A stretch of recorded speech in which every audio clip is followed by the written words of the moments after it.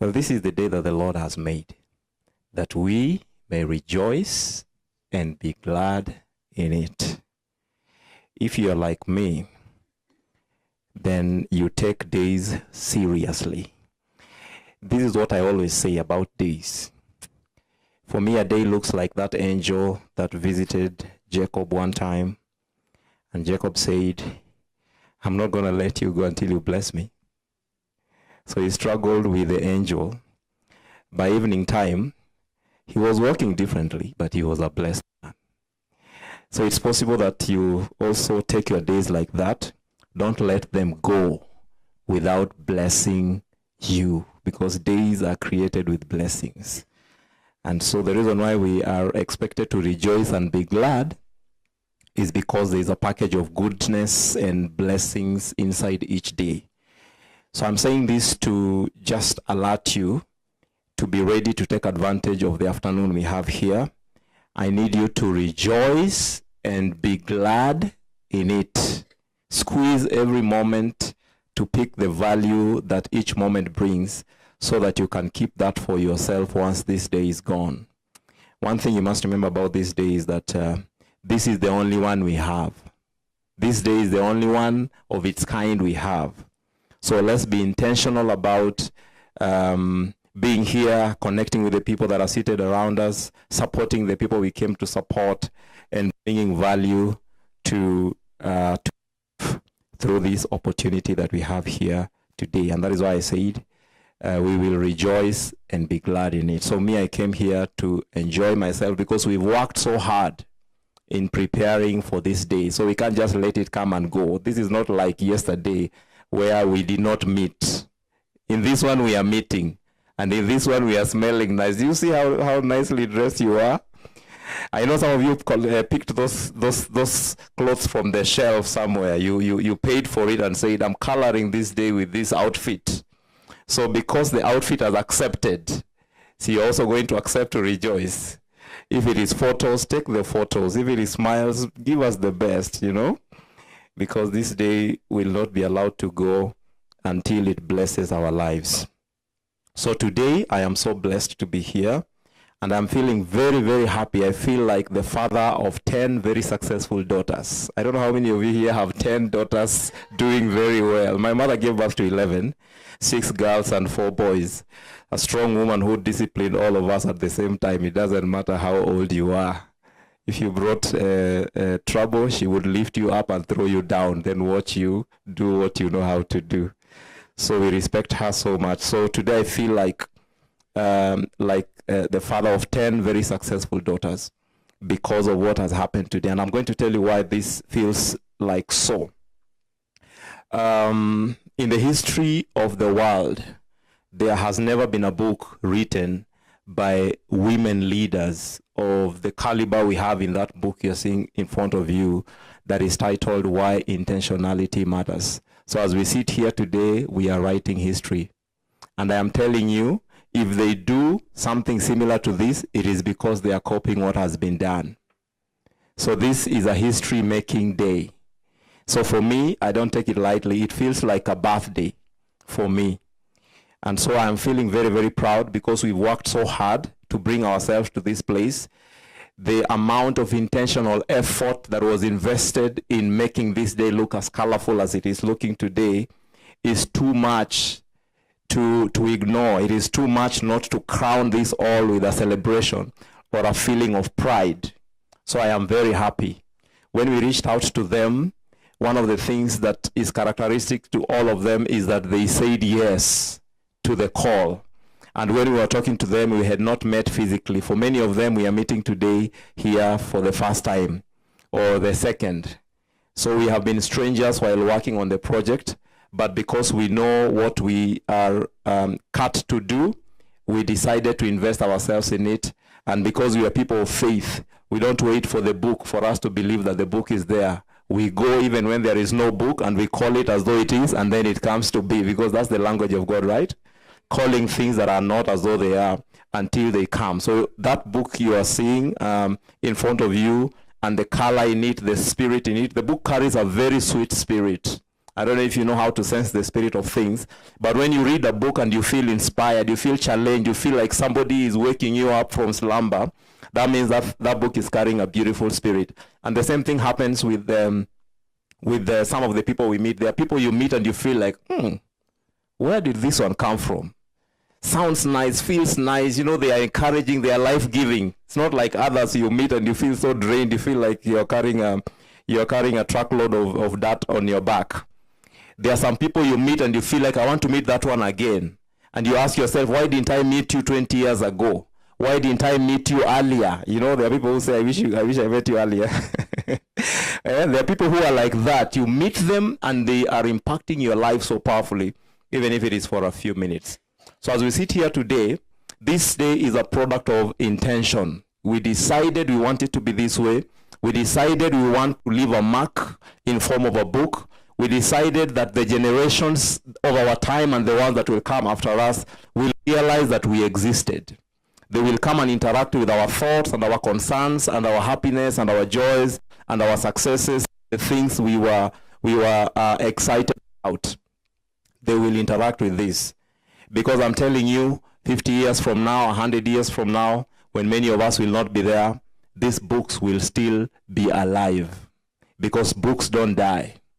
Unless you burn them or you drown them in water and they get destroyed, books will always be around.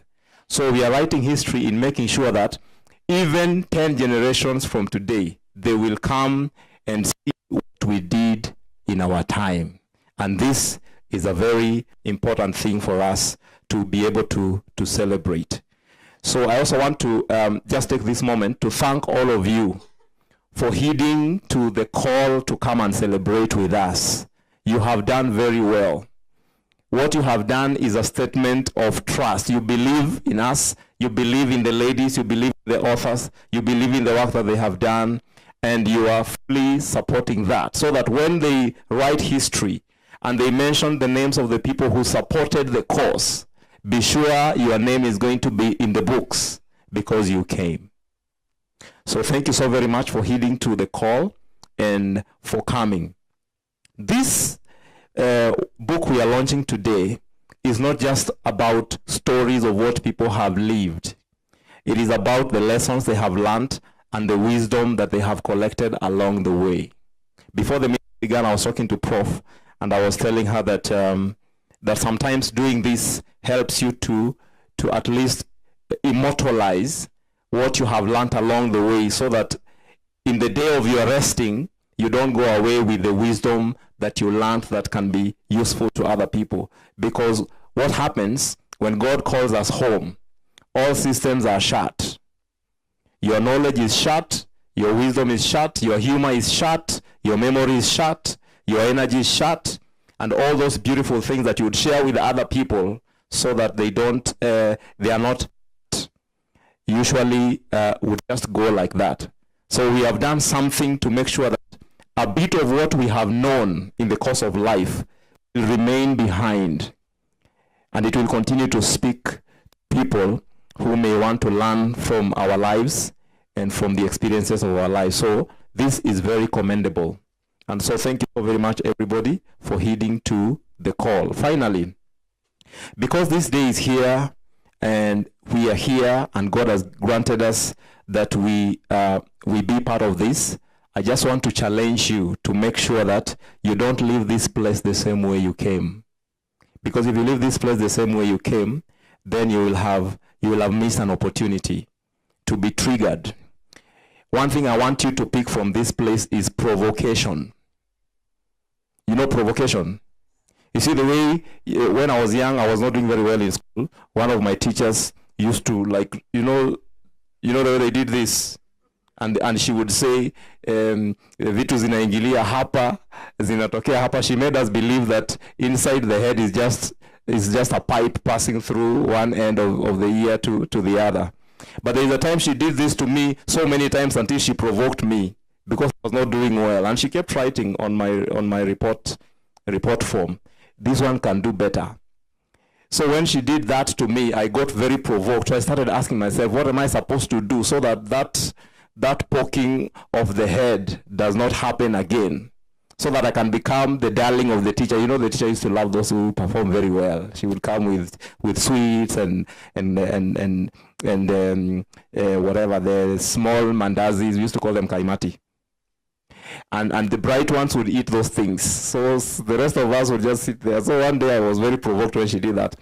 That provocation changed my life. So when I was changed, I went back to my told her, thank you for provoking me. So one of the things I want you to pick from the meeting today is provocation. Inspiration is nice. Motivation is beautiful. Information is good. But provocation is more powerful. When you are provoked, you get what a bishop calls holy anger. You get angry, and then you go and do things. So I want you to be provoked. And as you listen to the speeches given here today, I know you'll be looking at your life and asking yourself, where can I apply that lesson? So as you listen to the talks and everything that we're going to do here, be scanning your life for areas that need propping in terms of intentionality, for areas that need strengthening, for areas that needs, a proper awakening or a provocation in the area of intentionality, so that when you leave this place, you go and activate that. Because there is something I know for sure. Intentional people are experiencing a better quality of life than those who are not. We may not be talking about this every day, but that is the difference maker between those who are making it and those who are not making it. Sometimes the answer lies in how intentional you are. And intentionality has been called very many different names. Discipline, diligent, being serious. Being serious is what has been overused. If somebody tells you, be serious, sometimes they are telling you, please be intentional about some things. Why are you just letting things flow like that? So be provoked. Be provoked so that you can begin to produce better. Because, the quality of life you're producing is affecting not just your life, but the lives of the people who sit under your influence. And some of us have been graced to have a lot of influence over a lot of people. Do you know how bad it is to be raised by a parent or a guardian or a mentor who is not very serious about things? For example, if they are not serious about health, you are likely to die, because malaria will just knock you off, because whoever is taking care of you does not know how to be intentional about protecting you from malaria or taking you to the hospital. Do you know how serious it is to be under the care of a leader who is not intentional about growth and development, who is not intentional about security, who is not intentional about quality, or who is not intentional about excellence? You are likely to go through mediocrity in your life, and you'll keep wondering, how come some people are looking better than me? How come when I open my eyes, I'm seeing greener pastures the other side? For me, when I open my eyes, I don't see greener pastures there. Me, I see them here. You should be able to see greener pastures around where you are. If you are seeing greener pastures there and not where you are, do you know what's going on in your world? There is something that has not been activated. Because when you're properly activated, it should be green in your garden, in your field, right? Why is it that for other people it is green and for yours it is not?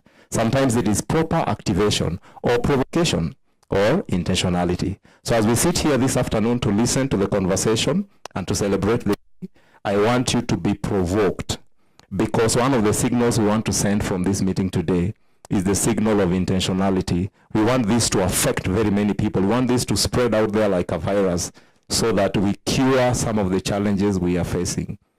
When I heard the prayer that Dottie was making very passionately here, I was even asking God, why don't you show people, even our leaders, how beautiful it is to embrace intentionality? Because some of the challenges we are facing as a nation is because some people are not serious, right?